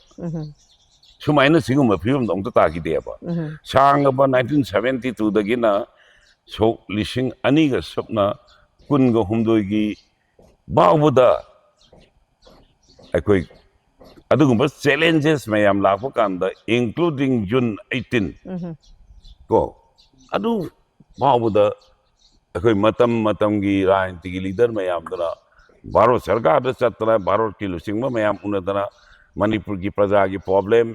ꯃꯌꯥꯝꯁꯤ ꯍꯥꯏꯗꯅ ꯁꯣꯜꯕ ꯇꯧꯕ ꯉꯝꯕꯤꯒꯦꯕ ꯑꯗꯨꯕꯨ ꯂꯩꯕ ꯊꯤꯕꯗꯤ ꯍꯟꯗꯛꯀꯤ ꯁꯤꯗꯩꯗ BJPꯗ ꯁꯥꯁꯣꯟ ꯄꯥꯏꯔꯤꯕ ꯀꯥꯡꯕꯨꯗ ꯃꯤ 50 ꯂꯩꯔꯕ ꯁꯤꯗꯁꯨ BJPꯅ ꯁꯥꯁꯣꯟ ꯄꯥꯏꯕ ꯑꯥꯗꯁꯨ ꯁꯥꯁꯣꯟ ꯄꯥꯏꯕ ꯃꯣꯏꯒꯤ ꯁꯔꯀꯥꯔꯅ ꯚꯥꯔꯠꯇ ꯁꯥꯁꯣꯟ ꯄꯥꯏꯕ ꯁꯤꯗꯁꯨ ꯁꯥꯁꯣꯟ ꯄꯥꯏꯔꯒ ꯃꯤ 50 ꯂꯩꯕꯅ ꯀꯔꯤꯒꯤꯗꯃꯛꯇ ꯃꯁꯤꯒꯤ ꯁꯣꯂꯨꯁꯟ ꯇꯧꯕ ꯉꯝꯗꯕꯅꯣ ꯍꯥꯏꯗꯣ ꯃꯗꯨꯗꯤ ꯃꯅꯤꯄꯨꯔꯒꯤ ꯄ꯭ꯔꯖꯥꯅ ꯋꯥꯐꯝꯗꯨꯗ ꯄꯨꯛꯅꯤꯡꯗ ꯈꯨꯝꯖꯒꯗꯕ ꯋꯥꯅꯦꯕ ꯄꯥꯕꯨꯡ 55 ꯁꯤꯗ ꯑꯩꯈꯣꯏꯒꯤ ꯀꯨꯀꯤꯒꯤ ꯃꯈꯣꯏ 10 ꯁꯤꯃ ꯊꯥꯕ ꯌꯥꯗ꯭ꯔꯦ ꯀꯩꯒꯤꯅꯣ ꯍꯥꯏꯕꯗ ꯏꯔꯥꯡꯁꯦ ꯃꯈꯣꯏ ꯌꯥꯎꯅ ꯆꯥꯎꯅ ꯍꯧꯔꯤꯕꯅꯤꯅ ꯑꯗꯨꯒꯤ ꯃꯅꯨꯡꯗ ꯑꯩꯈꯣꯏ ꯑꯃꯅ ꯑꯃꯨꯛ ꯂꯩꯈꯤꯗ꯭ꯔꯦ ꯑꯣꯄꯣꯖꯤꯁꯟꯒꯤꯅ 5 ꯈꯛꯇꯅꯤꯀꯣ ꯄꯥꯕꯨꯡ ꯁꯤꯗ ꯂꯩꯔꯤꯕ ꯉꯁꯤꯒꯤ ꯊꯣꯛꯂꯛꯏꯕ ꯑꯩꯈꯣꯏ ꯒꯣꯚꯔꯅꯔꯒ ꯁꯇ꯭ꯌꯕ꯭ꯔꯇꯒ ꯎꯅꯔꯦ ꯀꯩꯅꯣꯁꯦ ꯌꯧꯗ꯭ꯔꯤꯉꯩꯗ ꯊꯨꯅ ꯄꯣꯄꯨꯂꯔ ꯒꯚꯔꯟꯃꯦꯟꯠ ꯑꯃ ꯁꯦꯝꯒꯅꯤ ꯍꯥꯏꯔꯤꯁꯦ ꯄꯥꯕꯨꯡꯒꯤ ꯊꯥꯖꯕ ꯄꯣꯖꯤꯕꯤꯂꯤꯇꯤ ꯂꯩꯕ꯭ꯔꯥ ꯄꯥꯕꯨꯡ ꯃꯁꯤꯒꯤ ꯒꯚꯔꯟꯃꯦꯟꯠ ꯑꯩꯗꯤ ꯏꯌꯥꯅꯕ PR ꯊꯝꯕ ꯃꯇꯝꯗꯁꯨ ꯒꯚꯔꯟꯃꯦꯟꯠꯁꯦ ꯑꯗꯨꯝ ꯔꯦꯁꯇꯣꯔ ꯇꯧꯕ ꯌꯥꯅꯤ ꯑꯗꯨꯝ ꯍꯥꯏꯕꯗꯨꯅꯤ ꯁꯦꯝꯕ ꯌꯥꯒꯅꯤ ꯍꯥꯏꯅ ꯇꯧꯕꯇꯕꯨ ꯁꯔꯀꯥꯔ ꯑꯃ ꯁꯦꯝꯅꯕꯒꯤ ꯄꯣꯂꯤꯇꯤꯀꯦꯜ ꯁ꯭ꯇꯦꯕꯤꯂꯤꯇꯤ ꯑꯣꯏꯍꯟꯕ ꯍꯥꯏꯕꯁꯤꯗꯤ BJPꯒꯤ MLAꯗ BJPꯒꯤ ꯑꯣꯔꯒꯅꯥꯏꯖꯦꯁꯟꯗ ꯁꯤꯗ ꯂꯩꯔꯤꯕ BJPꯒꯤ ꯁ꯭ꯇꯦꯠ ꯑꯣꯔꯒꯅꯥꯏꯖꯦꯁꯟ ꯍꯧꯖꯤꯛ ꯂꯩꯔꯤꯕ MLAꯁꯤꯡ ꯚꯥꯔꯠꯇ ꯂꯩꯔꯤꯕ BJPꯒꯤ ꯑꯣꯔꯒꯅꯥꯏꯖꯦꯁꯟꯗꯣ ꯃꯗꯨꯗ ꯗꯤꯄꯦꯟ ꯇꯧꯕ ꯄꯣꯠꯅꯦꯕ ꯑꯗꯨꯅ ꯃꯗꯩꯗ ꯃꯣꯏ ꯍꯧꯖꯤꯛ ꯂꯩꯔꯤꯕ ꯑꯣꯔꯒꯅꯥꯏꯖꯦꯁꯟ ꯂꯦꯚꯦꯜꯗ BJPꯒꯤ ꯂꯦꯚꯦꯜꯗ ꯀꯔꯝꯍꯥꯏꯅ ꯉꯥꯡꯅꯕꯗꯨꯗꯤ ꯑꯩꯈꯣꯏꯗꯤ ꯈꯪꯗꯦ ꯑꯩꯈꯣꯏꯅ ꯈꯪꯕ ꯄꯣꯠ ꯅꯠꯇꯦꯕ ꯑꯩꯈꯣꯏꯗ ꯍꯥꯏꯗꯣꯛꯄ ꯄꯣꯠ ꯅꯠꯇꯦ ꯑꯗꯣ ꯑꯩꯈꯣꯏꯗꯤ ꯁꯦꯝꯃꯣ ꯉꯝꯃꯣ ꯂꯩꯕꯥꯛ ꯁꯦꯝꯕꯁꯤ ꯑꯩꯈꯣꯏ ꯀꯟꯅꯕ ꯍꯣꯠꯅꯁꯦ ꯑꯩ ꯃꯗꯨꯃꯛꯁꯨ ꯑꯣꯏꯁꯅꯨ ꯈꯜꯂꯤ ꯑꯗꯨꯒ ꯇꯁꯦꯡꯃꯛꯇꯤ ꯍꯟꯗꯛꯀꯤ ꯇꯥꯡ ꯀꯌꯥ ꯍꯥꯏꯕ ꯇꯥꯡ ꯂꯥꯛꯀꯗꯧꯔꯤꯕ ꯃꯦꯒꯤ ꯇꯥꯡ 16 ꯁꯤꯗ ꯊꯥ 3 ꯐꯥꯗꯣꯏꯅꯤꯗꯅ ꯄꯥꯕꯨꯡ ꯄ꯭ꯔꯦꯁꯤꯗꯦꯟꯠ ꯔꯨꯜ ꯊꯝꯕꯁꯦ ꯁꯤ ꯌꯧꯗ꯭ꯔꯤꯉꯩꯒꯤ ꯁꯤꯒꯤ ꯃꯅꯨꯡꯁꯤꯗ ꯃꯈꯣꯏ ꯄꯣꯄꯨꯂꯔ ꯒꯚꯔꯟꯃꯦꯟꯠ ꯑꯃ ꯁꯦꯝꯕꯒꯤ ꯃꯗꯨ ꯉꯝꯕ ꯑꯣꯏꯔꯁꯅꯨ ꯁꯦꯝꯃꯁꯅꯨ ꯑꯗꯨꯒ ꯑꯩꯉꯣꯟꯗꯒꯤꯗꯤ ꯃꯗꯨ ꯀꯃꯦꯟ ꯇꯧꯕꯗ ꯌꯥꯝ ꯋꯥꯏ ꯕꯤꯀꯣꯁ ꯃꯁꯤꯒꯤ ꯍꯧꯖꯤꯛ ꯍꯥꯏꯔꯤꯕ ꯒꯚꯔꯟꯃꯦꯟꯠ ꯑꯃ ꯁꯦꯝꯅꯅꯕꯒꯤ ꯄꯣꯂꯤꯇꯤꯀꯦꯜ ꯁ꯭ꯇꯦꯕꯤꯂꯤꯇꯤ ꯊꯝꯒꯗꯧꯔꯤꯕ ꯁꯥꯁꯣꯟꯗ ꯁ꯭ꯇ꯭ꯔꯤꯝꯂꯥꯏꯟ ꯇꯧꯒꯗꯧꯔꯤꯁꯦ ꯑꯣꯟꯂꯤ BJPꯒꯤ ꯑꯣꯔꯒꯅꯥꯏꯖꯦꯁꯟꯅꯤ BJPꯒꯤ MLAꯁꯤꯡꯅꯤ ꯑꯥꯗ ꯂꯩꯔꯤꯕ BJPꯒꯤ ꯑꯣꯔꯒꯅꯥꯏꯖꯦꯁꯟꯅꯤ ꯑꯥꯗ ꯂꯩꯔꯤꯕ ꯚꯥꯔꯠ ꯁꯔꯀꯥꯔꯅꯤ ꯑꯗꯨꯅ ꯇꯧꯒꯗꯕꯅꯤꯅ ꯑꯩꯉꯣꯟꯗꯗꯤ ꯃꯗꯨ ꯀꯃꯦꯟ ꯇꯧꯕꯗ ꯌꯥꯝ ꯋꯥꯏ ꯑꯣꯀꯦ ꯄꯥꯕꯨꯡ ꯑꯗꯨꯗꯒꯤ ꯑꯃꯨꯛ ꯑꯩꯈꯣꯏ ꯍꯧꯖꯤꯛꯁꯦ ꯆꯍꯤ 2 ꯁꯨꯔꯦ ꯉꯁꯤ ꯆꯍꯤ 2 ꯁꯨꯔꯦ ꯑꯗꯨꯕꯨ ꯄ꯭ꯔꯦꯁꯤꯗꯦꯟꯠ ꯔꯨꯜ ꯂꯥꯛꯈ꯭ꯔꯕ ꯃꯇꯨꯡꯗ ꯑꯩꯈꯣꯏ ꯅ꯭ꯌꯨꯇ꯭ꯔꯦꯂꯤꯇꯤ ꯈꯔ ꯂꯥꯛꯀꯗ꯭ꯔꯥ ꯍꯥꯏꯅꯗꯤ ꯊꯥꯖꯩ ꯑꯗꯨꯃꯛꯄꯨ ꯁꯨꯡꯂꯥꯛ ꯍꯦꯛ ꯂꯥꯛꯇꯕꯃꯛꯇꯤ ꯅꯠꯇꯦ ꯒꯣꯚꯔꯅꯔ ꯔꯨꯜ ꯂꯥꯛꯑꯕ ꯃꯇꯨꯡꯗ ꯑꯩꯈꯣꯏ ꯈꯨꯠꯂꯥꯏ ꯄꯤꯈꯠꯅꯕ ꯈꯣꯠꯅꯕ ꯍꯦꯟꯑꯣꯚꯔ ꯇꯧꯅꯕꯒꯤ ꯃꯇꯥꯡꯗ ꯑꯩꯈꯣꯏ ꯏꯚꯟ ꯑꯔꯥꯝꯕꯥꯏ ꯇꯦꯡꯒꯣꯜ ꯐꯥꯎꯕꯅ ꯈꯨꯠꯂꯥꯏ 163 ꯑꯣꯏꯔꯝꯒꯅꯤ ꯐꯥꯔꯁ ꯃꯅꯤꯄꯨꯔ ꯔꯥꯏꯐꯜꯁꯇ ꯄꯤꯈꯠꯈꯤꯕꯁꯦ ꯑꯗꯨꯕꯨ ꯑꯃꯤꯠ ꯁꯥꯍꯅ ꯃꯥꯔꯆꯀꯤ ꯇꯥꯡ 10ꯒ ꯇꯥꯡ 9ꯗꯒꯤ ꯐ꯭ꯔꯤ ꯃꯨꯚꯃꯦꯟꯠ ꯅꯦꯁꯅꯦꯜ ꯍꯥꯏꯋꯦ ꯑꯃꯗꯤ ꯇꯣꯉꯥꯟ ꯂꯝꯕꯤꯁꯤꯡꯁꯤꯗ ꯆꯠꯅ ꯊꯣꯛꯅꯅ ꯂꯣꯏꯅꯃꯛ ꯌꯥꯍꯟꯒꯅꯤ ꯍꯥꯏꯕꯗꯨ ꯍꯤꯠ ꯑꯦꯟड ꯇ꯭ꯔꯥꯌꯦꯜ ꯄ꯭ꯔꯣꯁꯦꯁꯇ ꯐꯣꯛꯁꯅ ꯇꯧꯔꯦ ꯃꯥꯏ ꯄꯥꯛꯈꯤꯗ꯭ꯔꯦ ꯑꯗꯨꯗꯒꯤ ꯃꯈꯣꯏ ꯍꯥꯏꯕꯁꯤ ꯑꯃꯤꯠ ꯁꯥꯍꯅ ꯍꯥꯏꯕꯁꯤ ꯅꯦꯁꯅꯦꯜ ꯍꯥꯏꯋꯦꯒꯤꯁꯤꯗ ꯑꯌꯦꯠ ꯑꯄꯟꯕ ꯄꯤꯔꯛꯄꯁꯤ ꯆꯞ ꯆꯥꯅ ꯃꯈꯣꯏꯒꯤ ꯃꯊꯛꯇ ꯑꯦꯛꯁꯟ ꯂꯧꯈꯠꯀꯅꯤ ꯍꯥꯏꯕꯗꯨ ꯉꯁꯤ ꯐꯥꯎꯕ ꯅꯦꯁꯅꯦꯜ ꯍꯥꯏꯋꯦ ꯆꯠꯄ ꯌꯥꯗꯅ ꯃꯩꯇꯩꯁꯤꯡꯒꯤ ꯑꯣꯏꯅꯗꯤ ꯆꯠꯄ ꯌꯥꯗꯅ ꯂꯩꯔꯤꯕ ꯄꯥꯕꯨꯡ ꯃꯁꯤꯃꯛꯁꯨ ꯑꯩꯈꯣꯏ ꯄ꯭ꯔꯦꯁꯤꯗꯦꯟꯠ ꯔꯨꯜ ꯑꯃ ꯂꯩꯔꯤꯕ ꯃꯇꯝꯁꯤꯗ ꯃꯁꯤꯒꯤ ꯑꯩꯈꯣꯏꯅ ꯑꯦꯛꯁꯄꯦꯛ ꯇꯧꯔꯨꯕꯗꯨꯒ ꯑꯦꯛꯁꯄꯦꯛꯇꯦꯁꯟꯗꯨꯒꯤ ꯇꯣꯉꯥꯟꯕ ꯃꯛꯅꯤ ꯄꯥꯕꯨꯡ ꯇꯧꯔꯛꯏꯕꯁꯦ ꯁꯤꯒꯤ ꯃꯇꯥꯡꯗꯁꯨ ꯄꯥꯕꯨꯡꯒꯤ ꯑꯣꯏꯕ ꯃꯣꯠꯁꯦ ꯀꯔꯤ ꯊꯝꯕꯤꯅꯤꯡꯉꯤ ꯌꯥꯝꯈ꯭ꯔꯦ ꯃꯁꯤ ꯍꯥꯏꯌꯣꯏꯗꯤ ꯑꯩꯗꯤ ꯁꯤꯒꯤ ꯃꯦꯒꯤ ꯇꯥꯡ 3ꯁꯦ ꯍꯧꯕꯗꯒꯤ ꯑꯩ ꯒꯚꯔꯅꯔ ꯎꯅꯔꯦ ꯒꯚꯔꯅꯔ ꯎꯅꯔꯒ ꯃꯣꯏ ꯇꯥꯡ 19 ꯑꯣꯏꯔ ꯃꯥꯜꯂꯦ ꯃꯣꯏꯅ ꯁꯦꯄꯔꯦꯠ ꯑꯦꯗꯃꯤꯅꯤꯁꯇ꯭ꯔꯦꯁꯟ ꯄꯤꯌꯨ ꯍꯥꯏꯕꯁꯦ ꯃꯅꯤꯄꯨꯔꯗꯒꯤ MLA ꯈꯜꯂꯕ ꯃꯗꯨꯁꯨ ꯍꯥꯏꯔꯤꯕ MLA ꯈꯟꯕ ꯍꯥꯏꯁꯦ ꯑꯩꯈꯣꯏ ꯈꯪꯉꯤꯗꯨꯅꯤ ꯀꯅꯥꯒꯨꯝꯕ ꯅꯨꯄꯥ ꯑꯃ ꯄꯥꯔꯇꯤ ꯑꯃꯗ MLA ꯑꯣꯏꯔꯒꯗꯤ ꯃꯥ ꯄꯥꯔꯇꯤꯗꯨꯗ ꯗꯔꯀꯥꯔ ꯇꯥꯔꯒ ꯄꯥꯔꯇꯤꯗꯨꯒꯤ ꯄ꯭ꯔꯁꯤꯗꯦꯟꯠꯅ ꯌꯥꯔꯒ ꯃꯗꯨꯒꯤ ꯑꯌꯥꯕꯗꯨ ꯅꯦꯁꯅꯦꯜ ꯄꯥꯔꯇꯤꯗ ꯑꯥꯗ ꯂꯩꯔꯤꯕ ꯅꯦꯁꯅꯦꯜ ꯄꯥꯔꯇꯤꯒꯤ ꯂꯤꯗꯔꯗꯨꯅ ꯌꯥꯔꯒ MLA ꯊꯥꯒꯠꯀꯗꯣꯏꯅꯤ ꯍꯧꯖꯤꯛꯇꯤ model code of conduct election model code of ꯀꯟꯗꯛꯅ ꯀꯔꯤ ꯍꯥꯏꯒꯦꯕꯨ ꯀꯔꯤꯒꯨꯝꯕꯗ ꯀꯅꯥꯒꯨꯝꯕ ꯀ꯭ꯔꯤꯃꯤꯅꯦꯜ ꯀꯦꯁ ꯀ ꯌꯥꯝ ꯂꯩꯕ ꯀ꯭ꯔꯤꯃꯤꯅꯦꯜ ꯏꯟꯇꯤꯁꯤꯗꯦꯟ ꯂꯩꯕ ꯀꯦꯟꯗꯤꯗꯦꯠꯇꯤ ꯋꯤꯅꯤꯡ ꯆꯥꯟꯁꯇꯣ ꯑꯗꯨ ꯌꯦꯡꯒꯅꯨ ꯃꯣꯏꯗꯨ ꯇꯤꯀꯦꯠ ꯄꯤꯒꯅꯨ ꯑꯜꯇꯔꯅꯦꯇꯤቭ ꯀꯔꯤꯒꯨꯝꯕ ꯂꯩꯔꯗꯤ ꯃꯣꯏꯗ ꯄꯤꯌꯨ ꯅꯣꯏ ꯋꯤꯅꯤꯡ ꯆꯥꯟꯁ ꯉꯥꯡꯗ ꯌꯦꯡꯒꯅꯨ ꯑꯗꯨ ꯐꯥꯎꯕ ꯍꯥꯏꯔꯕꯅꯦꯕ ꯑꯗꯨꯅ ꯑꯗꯨ ꯍꯥꯏꯔꯕꯁꯤꯗꯩꯗ ꯍꯧꯖꯤꯛꯀꯤ ꯍꯥꯏꯔꯤꯕ ꯀꯨꯀꯤꯖꯣꯁꯤꯡꯗꯣ ꯍꯥꯟꯅ ꯂꯥꯜꯍꯧꯕ ꯌꯥꯎꯔꯝ ꯌꯥꯏ ꯑꯗꯒꯤ ꯑꯗꯨꯅꯤ ꯑꯗꯥꯅꯤꯅ ꯍꯥꯏꯕ ꯃꯌꯥꯝꯁꯦ ꯃꯁꯤꯗ ꯕꯤꯖꯦꯄꯤꯅ ꯊꯥꯒꯠꯄꯤꯔꯤꯕꯅꯦ ꯊꯥꯒꯠꯈ꯭ꯔꯦ इलेक्शन नॉमिनेशन फाइल तब कांदा रिटर्निंग ऑफिसर के मांग दवा सकरे मतलब कार कान असेंबली लाग हम सकरे अरे मदंग द करी गुमदा मंत्री या ओय भी यारो गति मंत्री सिंह ना गवर्नर के मांग द ऑर्डर ऑफ सेक्रेटरी लौदना आई को वासक लौरे मरी रक हारी बम्मी सिंह दुना मणिपुर थुगाई के ना हाई बसे मसी बीजेपी की सत्ना कानून मधु यादी एक्शन लौबियो किने अदुगी मथक्ता अमुक हाइरिबा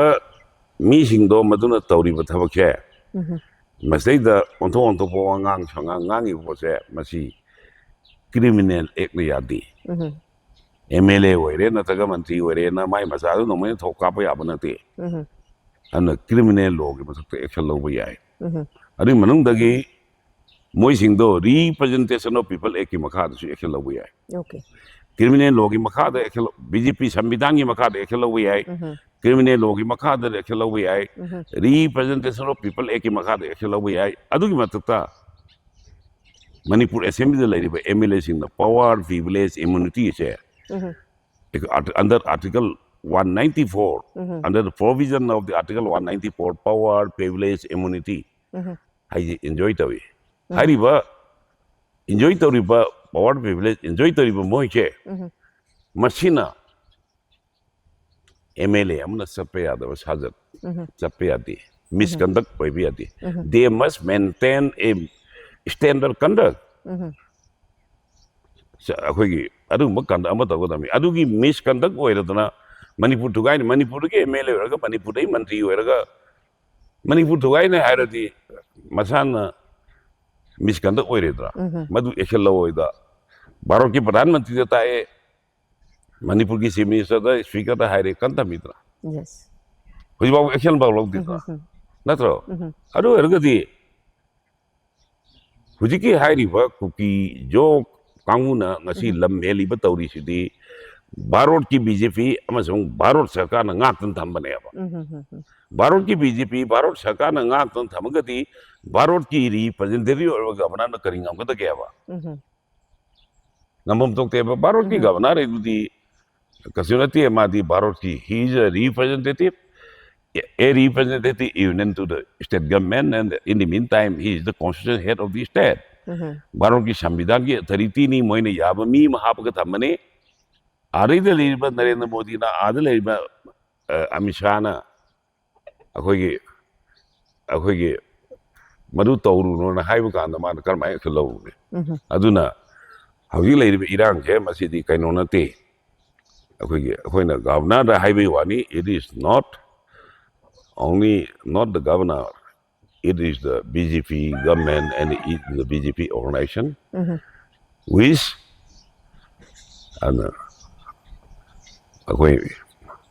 protected the cookies in my kalim cookies in my kalim the people or cookies in jail as the Parasara and Kalakasaliam. I don't know. Sigi Matata Baro Sarkar give me Manipur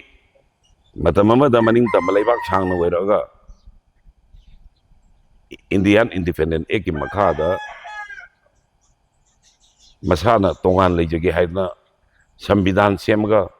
Sasol Lingaga Barata Sarukam Wera Paneva. Sumba Equigi Masagi Sambidan Ambate Mayam Semna Maning Tamalaba Weraga Barat Urpudi Barota the Yaw De Manipur Natana. अदो पापुंग हौजिकी दुमक मयामनसु हाइनरी हाबदी कुकी सिंगसी पापुंगनसु हौजि हाबिबा कुकी सिंगसी गवर्नमेंट ऑफ इंडिया ना कनखटलगा थम्मी हाइबा अदुदा नतना इवन कोकोमीनसु दुम याम तोइना दुम हाबदी कोकोमी खक्ता नते मियाम ने तुम हाइरी हाबिदी गवर्नमेंट ऑफ इंडिया ना हाबिदी आर्मी सिजनदना मणिपुर की मथक्ता लान से हौबा यादबना मरम ओइरगा कुकी सिंग से प्रॉक्सीज ओइना सिजनरगा मधुना मरम ओइरकांदा ngasi conflict solution ba yadabani yadabagi achoba maram ma factor ma oi hairi babung mayamna haurakpa matamda dum habidi haukiba election da hairiba kuki gi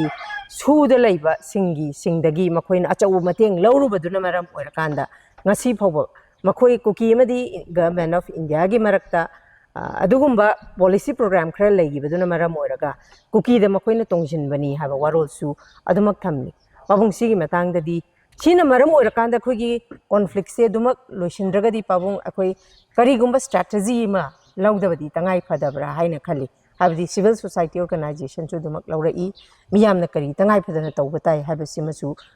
pabung as a veteran politician amoina pabung miyamda kari kari moti thambini riga hariba akhoi ai ayo gramadri riki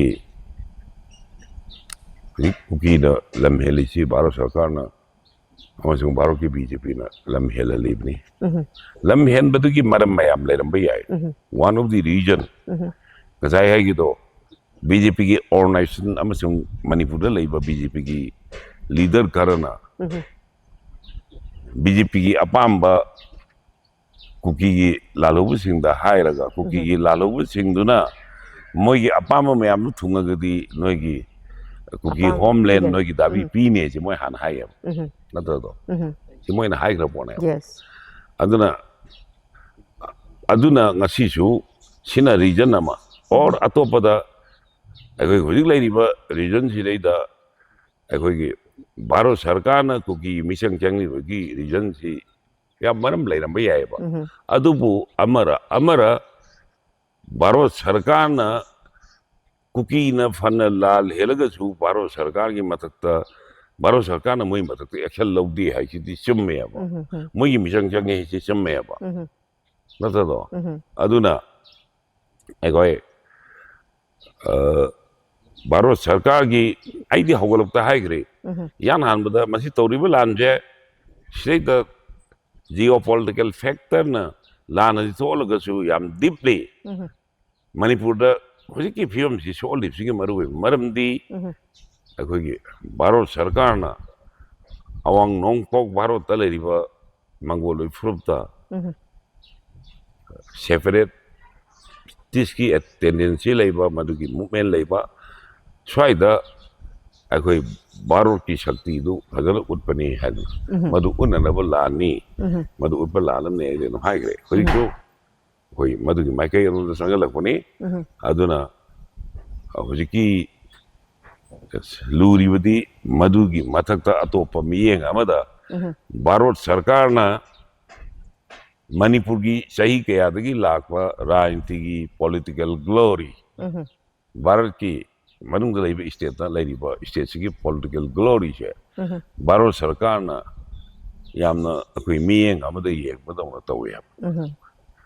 कलक Miho मियेंग अदुना करिम कांदा British parliament दा टिकेंद्रजीत फारसी तौरो मतुंगदा house of common दरा केनो debate तबगांदा करिगी निथौ मचादु फारसी तौ हालुई no हाय कांदा secretary मतंदगी secretary state न खुंगिबा to cut the top popular plan हाइदो अखोगी पोपी पांबी मयाम लेबदगी मंगक वांगबदु कक्तपनी हु पांबी मयाम निवनुदी हु मंगक कक्तपनी न खुंगिदो दुमाइना अदुगी वेंग अमदा असिदी भारत की सरकार ने मणिपुर से थमीब्रा है हंगनिंगाई ओय बाबुंग अदुगा हंदक त थोखिबा खुगी कश्मीर की पहलगाम अटैक त मियोय कुनगा तरुक लैखिद्रे अदुबु कश्मीर सु इंडिया की सरुक अमनी इंडिया सु खुगी मणिपुर सु इंडिया की सरुक अमनी अदुमकपु कश्मीर द मियोय कुनगा तरुक लैगिदबदु अखोई कंट्रोल तव याम नुवाइतबा फावी मदु तवम थोक्तबा terrorism की थवोंगनी मोदी ना zero हाइदी terrorism से zero tolerance ओइगनी उफुन ताहनगनी हारिबनेबा अदुमकपु मणिपुर दा चाही अनि फाजलबा मियोय लिसिंग हुंपु हेना IDP सोइना लेरिबा मियोय चनी यांखै हेना सिरबा मियोय कुंथ्रा हेना असीबा हक्चांग साइ पाबुंग हाइबदो सोरा छोनजगे हाइबदो थीबा फंगदना लैरिबसे हाइदि जिरीदा मखोइ अंगांग यावना मियोइ तरुक चही निपान ngairi bangang nupi mcha मखोइ hostage oina phajal thamlaga मखोइना हाइबदि रेप तौबिरबा मतुंगदा इसिंगदा थादरक पाइसे पाबुंग सी टेररिज्म की थवोंगनेबा लोइरबनेबा पाबुंग अदुबु नाकल अमरोमदा अमित शाहना तोंगान तोंगान वर्जन नेबा माना थमिसि मणिपुरदा थोइसिदि टेररिज्म की थवोंग नत्रबरा हाइबा वाहंगसे हंगनि हाइबदि महांगना थंगिबदा कुकी इलीगल माइग्रेंट्स चंगकपदगिने सुहाइरि अदगी लास्ट अखोई STD high court ST list तौरबदगिने सुम हाइरि अदगी article 55 internal aggression 355 internal aggression and external aggression ya disturbance and external aggression yaure habasu hairi tongan akhoi di tongan by ethnic classes yam thokpa dugumba kaino ma khakni hairi thoi ba manipur da thoi je terrorist ki thawong ne haibada abung haiman ba thokla roidabane ba adumakpu divert pura tawgraga Kashmir की दी चप चाब थबक लौखट कदब थबक थौरम लोइ लौखट क्रीबा चाही अनि फागदोरबा मियोइ चनी यांखै हेन सिरबा सिउम्बा state सिददी ngasiba wa Narendra Modi laksu lakri adugi mathakta Pahalgam thaudoksina amu pura divert taugi gadra habagi chingna basu laidi pabung loisalakpa pabung sigi amutang thambi pabung ado akogi aina ngasai adum han choi masi hai gre aduga hujing lady ba akogi Manipur ki Irang jiti BJP की हुजी लाई बस सरकार हुजी लाई BJP की सरकार इसना सौगत लगा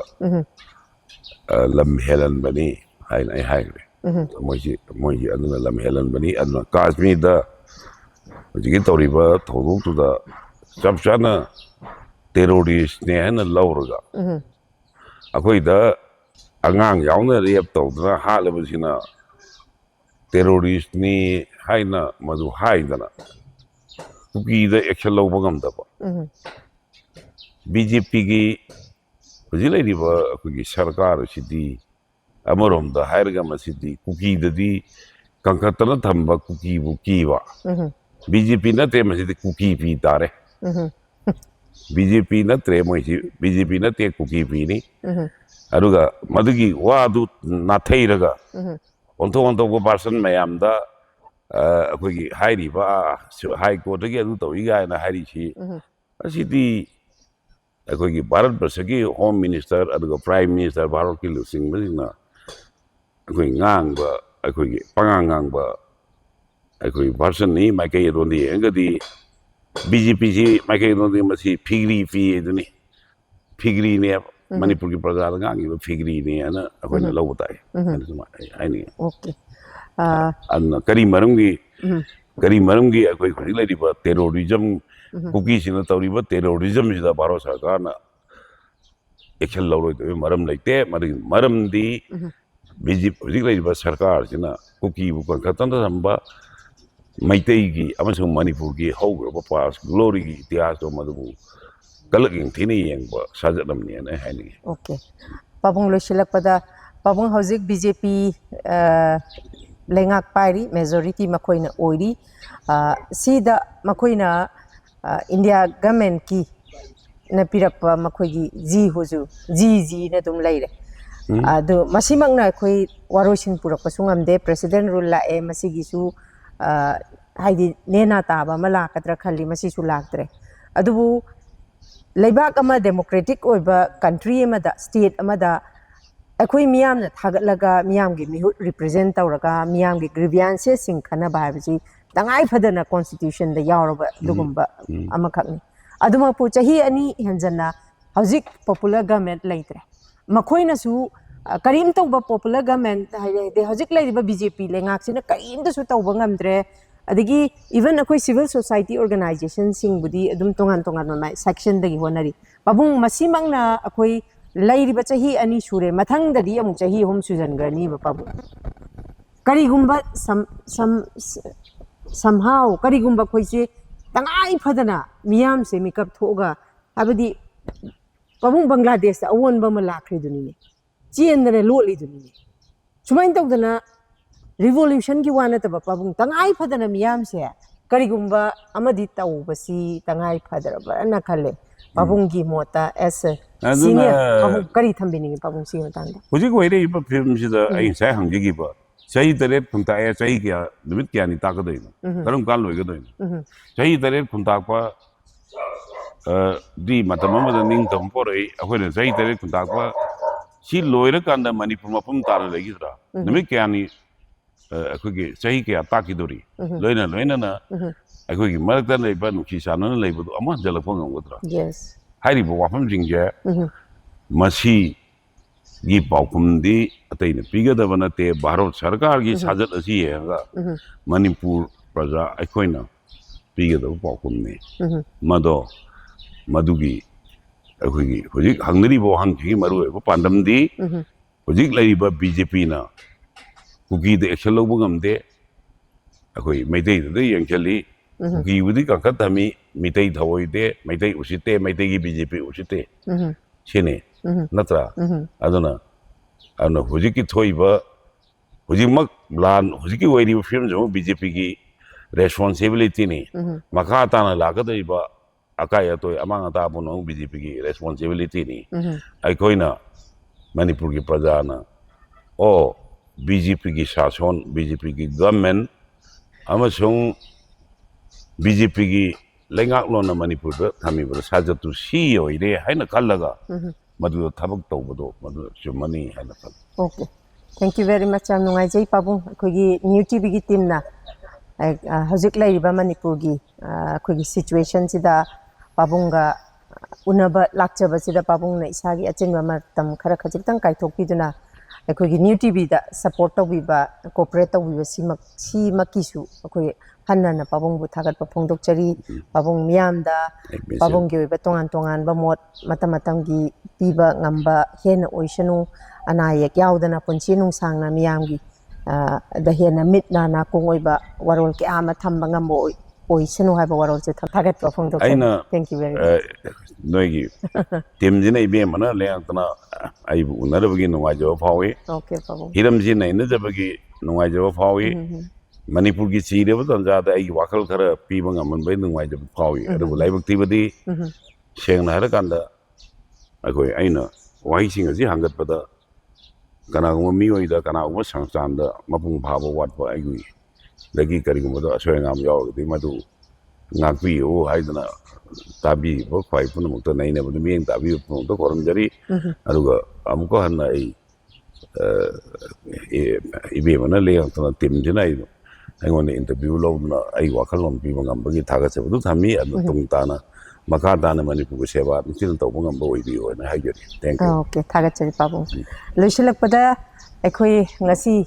pabung gi yum da lak tana khoi hojik lai ba manipur gi present situation of manipur sida manipur gi khoi gi issue se dukimatik yamba leiba ko ki ga maitai gi conflict si matakta khoi gi delimitation si 2027 dani masisu 2001 gi census ta taw gani haibagi masida achauba apprehension ama leiba NRC gi kari gi karagi tongan be issue mayamna pik thanba dumba lamdam ama khakni masida ngasi mak hariba khogi conflict asigi chahi ani sure masida pabung nasu hariba warosin purakpa ngamdribasi kuki militant singsi India government na